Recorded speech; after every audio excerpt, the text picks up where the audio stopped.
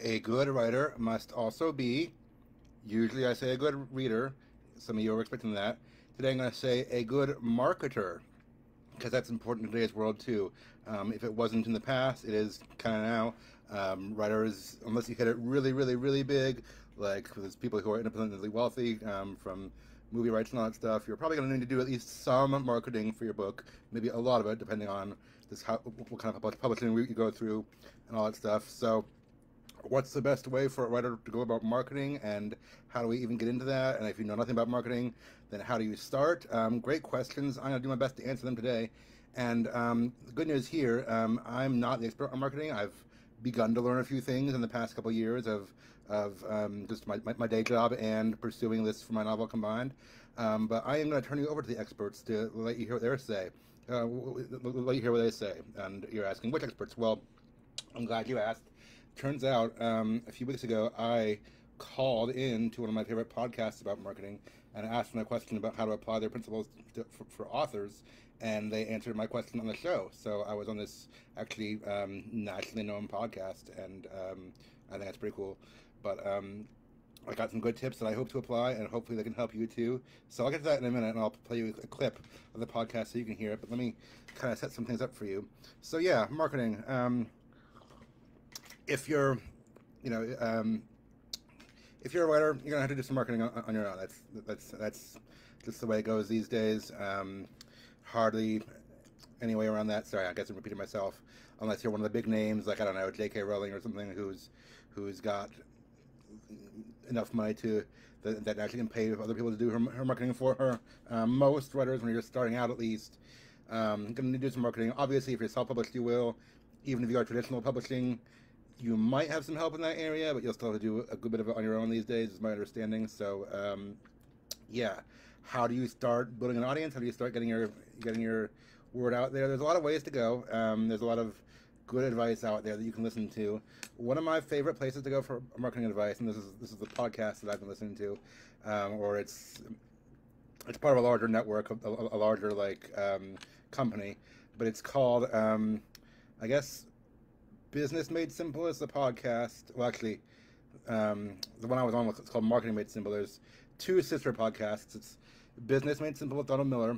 His brand is also called Building a StoryBrand. Okay, so Donald Miller was originally known for being a memoirist. His famous book is Blue Like Jazz. It came out in the early 2000s. Really good read. I recommend it. But he's a writer, but so he understands where writers are coming from in some ways. But he also later kind of migrated to being a business guru.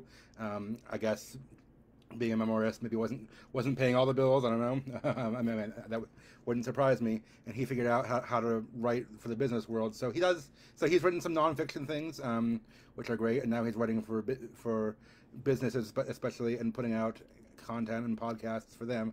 So Donald Miller has a book that I read also called Building a StoryBrand, and I'll tell you about that in a minute. So you can search for Donald Miller's Building a StoryBrand, find his website, find all that stuff. He puts out video content and stuff too.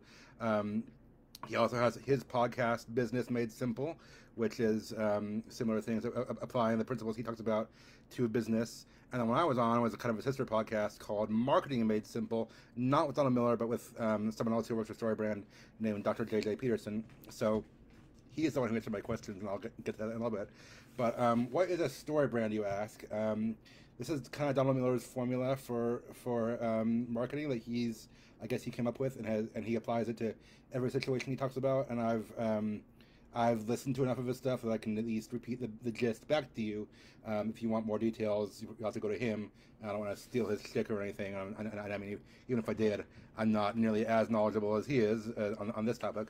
But I can give you a summary of what kind of where we approach this from, and then leading into my question. So Donald Miller and J.J. Peterson and all those guys, those few at StoryBrand, they talk about your marketing as a story, which makes sense kind of because for whatever reason the human brain is wired for stories. There's something about stories, about narratives that capture us more than just information, sometimes more than just plain facts.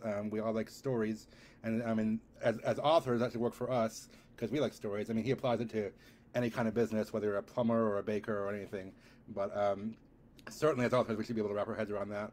And Donald Miller argues the problem with a lot of businesses is that the business or the entrepreneur or whoever it is tries to make themselves the hero. Like each story has a hero, and we might say things like, "Hey, look what we can do for you," or "Look how great our business is." And he gives an example of like someone who's giving the history of your business, like my grandfather started this company in 50 years ago, and he's like, nobody just needs to know that. Nobody wants to know that. They want to know how it helps them. Okay. They argue that instead of putting yourself as the hero, you, as the business person, should position yourself as the guide, or I might call it the mentor, but they call it the guide. Every story has a guide, like Obi-Wan Kenobi to Luke Skywalker, or Haymitch to Katniss Everdeen, or Alfred to Batman. You get the idea. The tropes. There's always a wise mentor figure, that kind of thing, who's gone through some of this before, and at least has some insights to offer the hero, and and then that's just a normal trope of the story. So the argument of the StoryBrand formula is that you should position your customer as the hero and yourself as the guide. Like picture your customer as the hero, like they're the one going on a quest, or they're the one who has a problem to solve, to overcome, and you're not the hero, you're the guide who comes to them and says, "Hey, I know something about this, I can help you solve your problem." So you can apply this to any business. Like again, I mentioned like plumbing, just very simply, if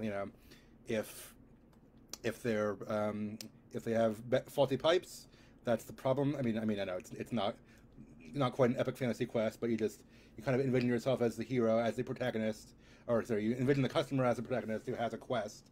But when you're a customer somewhere, which we all are at times, we also put ourselves in that boat. So we've all been both the hero and the guide at different times. But when you're in marketing, you need to put your customer as the hero. So if you're a plumber, for example, you might say, their problem, that the quest they have to overcome is my pipes are faulty. You come in with your business and say, "Hey, we know about that. We can fix it." Or even, I just paid attention to advertising a little more in the last few years since I've been pursuing this. I'm not an expert again, but I'm starting to learn more and paying a little bit more attention to advertising. I've seen companies do things like kind of, not attack, but kind of undermine the other companies out there. Like most companies, don't give you all this, but we do. So then the problem is not just the problem, but the other companies too, and that's why you're the guide who they need. Or I've seen it for like pizza or food companies. They kind of try to say like, well, here's what happens when you get a frozen pizza, or here's what happens when you when you just make a meal on your own and it doesn't work out. That's why you need us. That kind of thing. So I guess there's multiple components. The two major components to focus on right now are the hero, which is the customer, has a problem to solve, and you, the entrepreneur, the business person, are the guide who can help them with that problem. Okay, so the hero has a problem to solve. They need to overcome. They're on a quest of some sort. They need to solve a problem, and you, as the guide, are the one who can help them with that problem. There's more to it than that. They talk about consequences, or I guess success if you succeed, and consequences if you don't succeed, and you have to kind of frame your advertising in those terms sometimes to help the customer understand why they should choose you. But that's the basics, very basic summary of the StoryBrand formula. Again, if you want more on that, go to Donald Miller, Business Made Simple, Building a Story Brand, and all that stuff, and read or listen to some of his content, however you like to consume content. It is helpful stuff, at least in theory. I'm not trying to knock it. I'm just saying, like, I've been listening to marketing podcasts for a couple years now, and I've been working in my day job is tangential to marketing. So I feel like I've acquired theoretical knowledge. I still, as far as implementing it practically, still working on that. One thing at a time, but we'll see. So I had this formula internalized. I've read the book, I've listened to the podcast. I know at least what I'm supposed to do. If I was a plumber or a baker or a mechanic or anything like that, I might have a pretty good idea of what to do with my advertising. But then I'm like, okay, but I'm not those things. I'm an author. And I was asking myself, well, as an author, what problem do I solve? What problem does my book solve? And I couldn't I couldn't find a great answer to that question. I found some possible answers. I mean, it's creative writing, fiction. Some would say it's frivolous. I mean, I think if you're a writer and you're listening to this, I don't have to convince you of its value, but some people out there might say it's frivolous, and I'm like, okay, on the surface level, it's entertainment. Okay, so you're bored, you pick up a novel, it's fun, yes, it should be that, but a lot of us also want our stories to be more, like you want stories to inspire people, stories to give them hope, maybe, and that's one thing I said about mine, stories to give hope. This is a slightly side note tangent, but I also read another good marketing book that I recommend called Start With Why by Simon Sinek.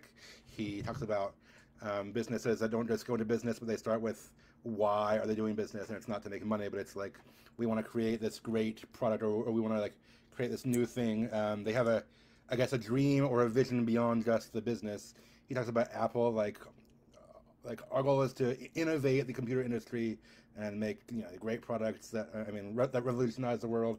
And you can read his book. I do recommend it, about how Apple has become not just a brand, but for some people like an identity and things like that. So he recommends, before you even go into your marketing pitch, open up with a why. Who are you? Like, why do you do what you do? And I started trying to do this in some of my blurbs and summaries and stuff on social media. My Twitter now says the blurb I share around, that I have as my pinned tweet, and I share around sometimes. It starts with, "I tell stories of broken people finding hope and healing." My superhero story, Fractured Heroes, is about that. Now you can apply that to almost any genre, because lots of genres have stories about broken people finding hope and healing. That's kind of what I want to do. It's kind of the goal, or maybe the purpose, or the worldview of my novel is I want it to be about broken people finding hope and healing. That's the why behind it. So that is kind of a problem I solve, I guess, or at least I'm trying to solve. I mean, I don't necessarily expect one novel to give everyone all the hope they need forever. But we believe in the power of creative fiction, which is a different conversation about, I could go on and on about why that's valuable and why it's important to our lives. But again, if you're watching this video, I'm probably preaching to the choir. I probably don't have to convince you of that. But anyway, I was still like, well, how do I frame that in my advertising? How do I convince people that a story is needed, or that one, there's this great philosophical problem, this great need of hope in the world, and two, how do I convince people that my novel is the solution to that, or is the answer to that? So I guess in theory I've understood the StoryBrand formula. I can recite it to you and all that stuff, but in practice I was having trouble implementing it. So I actually called into Marketing Made Simple, because they've recently begun doing a series where they ask people to call in, and I asked them that question, like, if I'm an author and writing a creative novel, how do I follow the StoryBrand formula for this? And I'll tell you in just a minute what they said, or I'll play it for you. If you want to go back and find it yourself, I recommend that. This is actually, the episode's a couple weeks old. I wanted to do a video about this since then, but I had a few video guests already lined up for the last couple Fridays, so I didn't do it right away. So it's the episode that came out. So Google Marketing Made Simple with JJ Peterson. You can find it easily. It's on Apple Podcasts or Google Podcasts or wherever you listen to podcasts. But it's Marketing Made Simple with JJ Peterson. And the episode that I'm on, it's not the newest one, because it's a few weeks old. It's called Solutions to Your Toughest Marketing Questions. It came out on June 29th, 2022. There's a new episode every Wednesday. So by the time I think now, or by the time I post this version as an audio podcast too, it'll be like the third or fourth episode from the top probably. But search for Marketing Made Simple. Go search for Solutions to Your Toughest Marketing Questions, and you'll find the one that I was on with Dr. JJ Peterson. Again, he has a doctorate in marketing, so I'm calling him the expert here. But I called into them because they're asking for people to call in with their questions, and I asked them, how do I apply this formula to my creative writing? And he had some good tips that I will now play for you. Okay, so hopefully you can hear this too. All right. So here's our very first question from Sam. Hey, my name is Samuel N. Harris. I'm an aspiring author, a creative writer. I don't really have an established business yet. I'm trying to build up a social media audience while also pursuing publication for my first novel called Fractured Heroes. It's a superhero story that I've been promoting in my corner of social media. And I guess what's holding me back is I don't really know what problem a creative novel solved. I've been listening to StoryBrand, Marketing Made Simple stuff for a while, and I've heard the formula, but I'm not really sure what problem I solve with a creative fiction novel. Some would say that's kind of a frivolous thing. It's not practical. So I'm wondering, how do I market this as something that solves a problem? It'll be a story that brings hope to people, but not sure how to frame that exactly as solving a problem. So I'd love to hear you do an episode for creative writers. Sam, thank you so much for your question. I know other people probably have similar questions to that, and I cannot wait to read your novel. That is right up my alley. So when you're thinking about developing a social media presence, the first thing you want to identify is who is your audience, right? So who are you trying to reach? And in your case, there's really the people who are going to buy the novel, so people who will read it.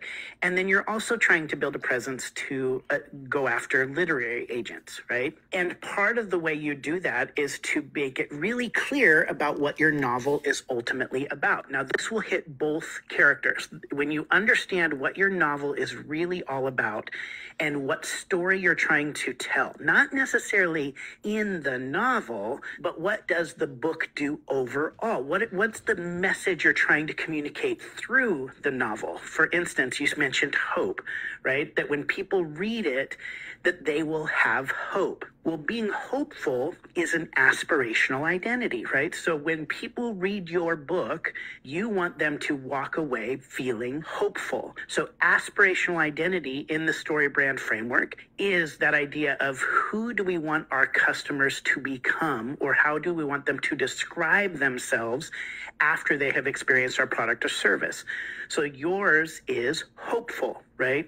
That connects with your customer, the reader, but also shows the literary agent what type of book you're writing. So when you identify hopeful, even just the word hopeful as a piece of your story, then you're going to be able to communicate clearly to both of those audiences what your book is going to be about.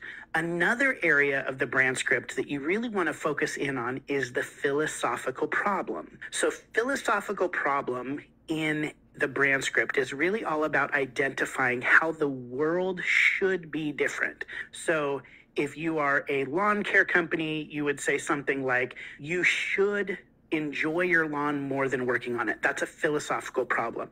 When it comes to your novel, what philosophical problem is your hero in your novel or your novel trying to solve for the world? Like, what kind of argument are you making for how the world should be? Once you identify that, you can use that language in your social media posts. So you can use all of the elements of the brand script in social media, but what you might really want to do is focus in specifically on language that comes out of the aspirational identity bucket and the philosophical problem bucket.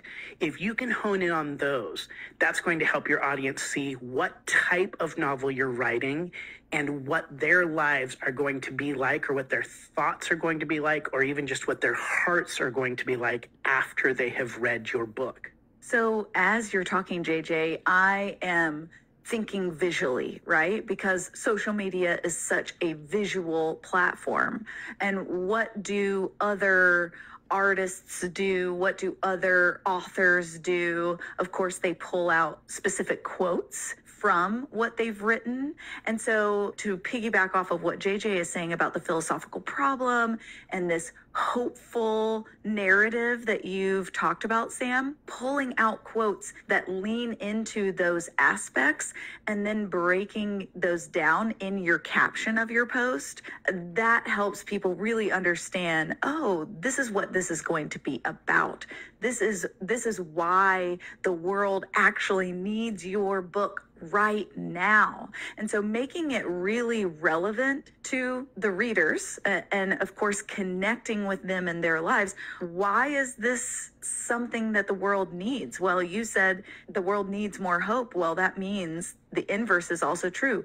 There isn't enough hope in the world. And so how can you do that visually? Of course, with quotes, but then maybe you could partner with an artist or a photographer or someone to create imagery around your words, right? Because that's part of the creative process as well. We hope that these ideas are sparking for you, okay, this is what I can do to move forward and actually implement these things into your marketing plan. And Hero Maker, if you are listening to this and you are an artist or an author and you're going, what are some things I can do to promote my own personal brand? Well, we do have 2 episodes where we covered some of this. So episode 24 of Marketing Made Simple really focuses on how artists can promote themselves. And episode 26 talks about how to promote your personal brand. So you can go back and listen to those episodes as well. And like April said, hopefully those will spark some ideas for you. But the main thing I want you to hear from our feedback is understand that when you're looking at the brand script as a whole, there may be pieces of the brand script that you pull out specifically, and you focus in on those to really show clearly what your story is about. And I think in your case, Sam, identifying the philosophical problem that you're trying to solve and the aspirational identity that people will have at the end of reading your book, if you can hone in on those, that's going to really give you some guidance on how to create great social media and talk about your book. So Sam, thanks again for calling in. Really appreciate it. And hopefully that was helpful for you as you get this going. And I will read it. This is right in my alley of things that I love. So I'm so excited about this. So here. Okay, so there you go. Not only did I call in and get accepted to be on the podcast, and they played my message and answered it on the call, but Dr. J.J. Peterson, who is part of this nationally known podcast, said he wants to read my novel. So I am excited about that. Kind of makes me excited to work on it again and hopefully apply some of this advice. Just so you know, that was like 2 weeks ago. I haven't done any broad overhauls of my marketing yet based on what he's said. I'm taking it little by little. I'm still building things up and still in editing purgatory too, before I submit to publishers. But that's the advice he gave me, and I'd recommend it for all of you too. I mean, if you heard anything on there that you're not quite sure about, or you just didn't understand, use some phrases that might be internal speak, like philosophical problem or aspirational identity. Those could be marketing speak, or they could just be like StoryBrand speak. Again, go listen to the podcast, or read the book, or follow StoryBrand on whatever platforms you follow places on, if you want more, because they're the experts and the ones who can tell you. But I was proud of that moment. I was happy that they shared that with me. Wanted to share it with you guys too. I hope it's helpful. Hope you keep writing and doing your thing and find the success you're looking for this weekend and in your long-term life. Thank you, and I'll hear from you later. Thanks for listening.